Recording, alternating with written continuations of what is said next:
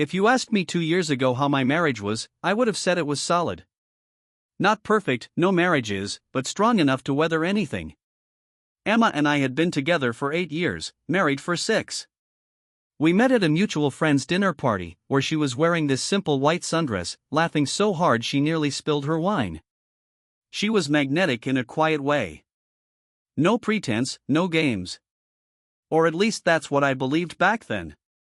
I work as an IT consultant, which means I'm often glued to a screen, troubleshooting problems for clients who panic at the smallest software glitch. My schedule can be demanding, but it's predictable. Emma, on the other hand, is more of a free spirit. She's a graphic designer, mostly freelance, which means she has a lot more flexibility in her day. For years, we found a balance. I brought stability, she brought energy. But about a year ago, little things started to change. At first, I thought it was just the natural ebb and flow of life. She started taking more self-care classes, yoga on Mondays, Pilates on Wednesdays, and then, about 6 months ago, she signed up for kickboxing. I actually encouraged it. She said she wanted to feel stronger, more empowered, and I thought, why not? It's healthy. At first, she came home from those classes sweaty and tired, but glowing. She'd talk about how tough the sessions were, how much she liked the trainer. His name was Marcus. He really knows how to push you without making you feel intimidated, she said once, dropping her gym bag by the door.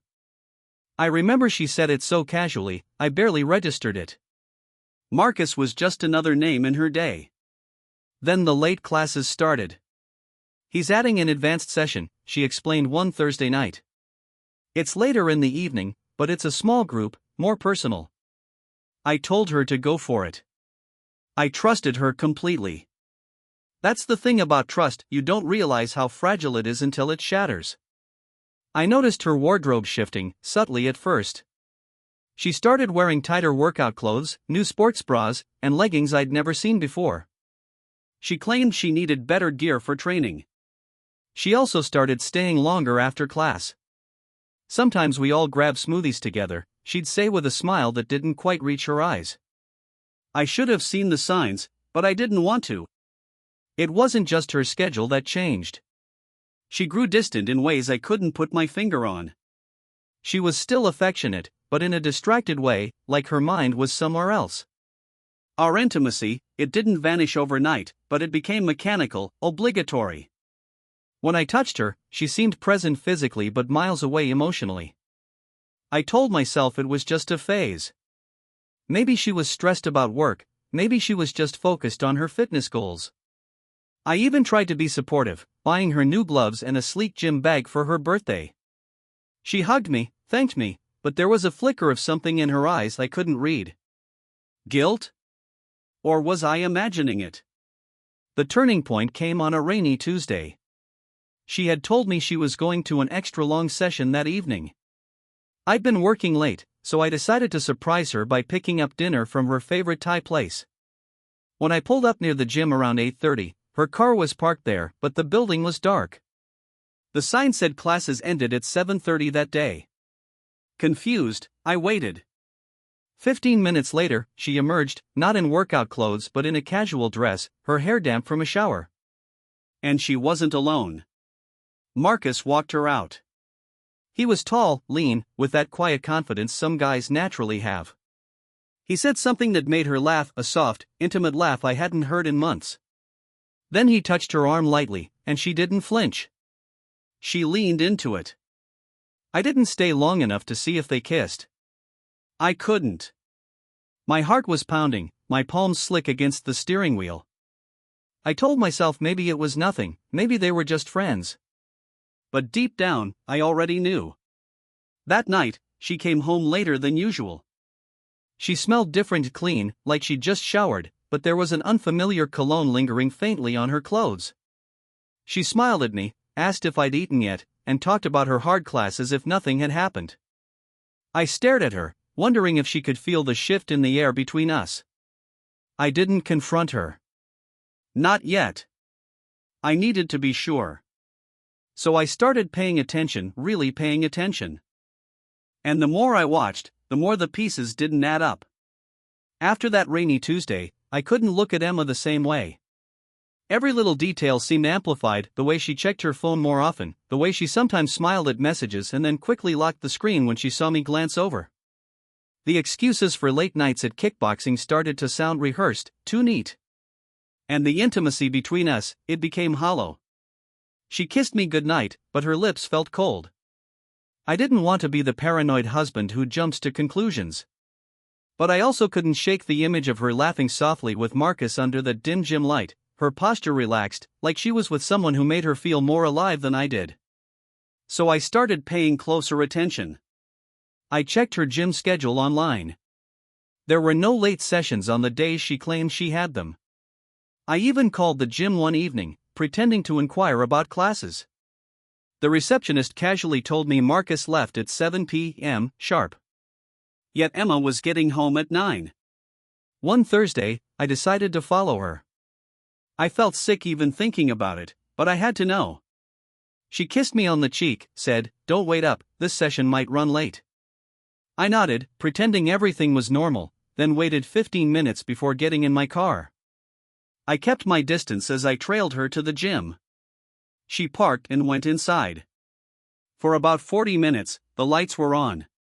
Then I saw her come out, hair neatly tied, still looking fresh, not sweaty or exhausted. Marcus followed, and they walked to his car. My chest tightened. I watched as they drove off together, not toward her usual smoothie spot, but to a side street I didn't recognize. I followed far enough to stay unnoticed. Finally, they stopped at a small boutique apartment complex.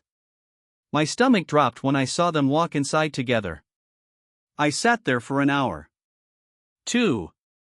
My mind replayed every memory, every moment where I thought we were happy, now stained with doubt. When she finally emerged, it was almost 10 p.m. Her hair was loose now, her face glowing in a way I hadn't seen in months. She got in her car and drove home. That night, when she walked in and casually said, "The session ran long," I almost laughed. It was the kind of laugh that comes from the edge of a cliff, where there's no turning back. But I didn't confront her. Not yet. I wanted the truth laid bare, undeniable. Over the next 2 weeks, I quietly collected proof. I checked our joint bank account and saw new charges: restaurants and coffee shops I'd never been to. Small gifts from boutique stores. She claimed they were for friends' birthdays. I found a receipt for men's cologne tucked into her purse. When I casually asked who it was for, she smiled and said, "Oh, my brother. Just a little surprise for him." Her brother lives 3 states away. I even went as far as installing a small tracking app on her phone, something I never thought I'd do. But the next time she said she was going to kickboxing, the app pinged an entirely different address. It wasn't the gym. It was Marcus's building. By then, I couldn't deny it anymore. She wasn't just drifting emotionally. She was fully gone. The worst part? She acted like everything was fine. She still texted me little reminders during the day, still asked me how work was, still made coffee for me in the mornings. But it felt like she was playing a role, trying to keep up appearances while living a double life. I found myself lying awake at night, staring at the ceiling, wondering when exactly I lost her. Was it something I did? Or something I didn't do?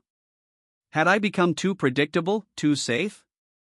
My mind spun in circles, searching for answers that wouldn't come. Then came the night that broke me. It was a Saturday. She said she was meeting friends from the gym for a group dinner. I didn't even bother pretending to believe her. I tracked her location and saw her at the same apartment complex. This time, I didn't wait in the car. I parked a block away, walked quietly up the street, and stood where I could see his building. I caught a glimpse through a partially open curtain on the second floor. It was quick, but it was enough. Emma. Her silhouette was unmistakable, and she was in his arms. I felt like someone had taken a sledgehammer to my chest. The air left my lungs. My hands were shaking so hard I had to grip a lamppost just to steady myself. I didn't go inside. I didn't confront them. I just turned around and walked back to my car in a daze, my whole world collapsing one slow step at a time. When she came home that night, she was radiant. She smelled faintly of a different soap, wore a soft smile that wasn't meant for me. She leaned down to kiss my cheek and said, "Missed you." I stared at her, wondering how someone could lie so effortlessly. That night, I slept on the edge of the bed, as far from her as possible. She didn't even notice. The next few days felt like living in a dream I couldn't wake from. Emma moved through our home with the same easy grace she always had, humming softly as she made her morning coffee, asking me how I slept, sending me texts during the day as if everything was fine. But for me, nothing was fine anymore. I had proof. Not just suspicions, not just gut feelings, proof. And once you know, truly know, there's no going back. I spent those days rehearsing in my head. Would I scream? Would I stay calm? Would I demand answers or simply tell her to leave? The truth is, you don't really know how you'll react until the moment comes. It was a Thursday evening when it finally broke. She was getting ready to head to class. I watched her slip into the sleek black leggings I'd bought her last Christmas, tie her hair back in that casual ponytail I loved. She smiled at me, almost shyly. "Don't wait up, it might run late tonight," she said. And something inside me snapped. I stood up from the couch. Which class, Emma? The one at the gym, or the one in Marcus's bed? She froze. I saw the blood drain from her face. For a split second, I saw panic flicker in her eyes, but then she tried to mask it with confusion. "What are you talking about?" I stepped closer, my voice steady but shaking underneath. Don't lie to me again. I know about the apartment. I know about the late nights. I know about him." She opened her mouth, closed it, then looked down at the floor. She didn't even try to deny it this time. And that silence, that tiny pause where she didn't even fight, hurt worse than anything.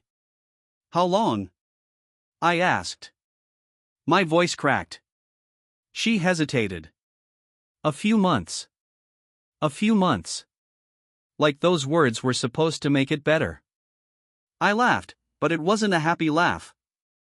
It was the kind that comes from deep hurt, a sound you don't recognize as your own. "Months? So all those times you kissed me goodnight after practice, you'd already been with him?" She winced, tears forming in her eyes. "It wasn't supposed to happen like this. I didn't plan it." "Didn't plan it?" I stepped back, trying to breathe. "You didn't just fall into his bed, Emma.